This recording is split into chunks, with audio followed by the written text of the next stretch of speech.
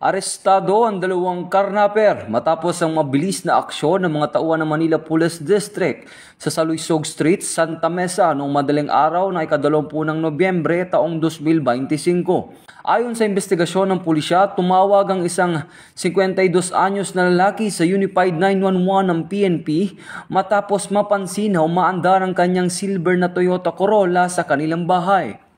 Agad namang nirespondihan ng PNP ang insidente at nahuli ang dalawang suspect na isang 24 anyos na lalaki at isang 41 anyos na babae. Narecover naman sa mga suspect ang sasakyan ng biktima. Maharap ang mga suspect sa kasong paglabag sa RA 10883 o New Anti-Carnapping Act of 2016. Ang pagkakahuli sa mga sospek ay bunga ng mabilis na aksyon ng PNP kontra kriminalidad upang masiguro ang matiwasay at payapang komunidad.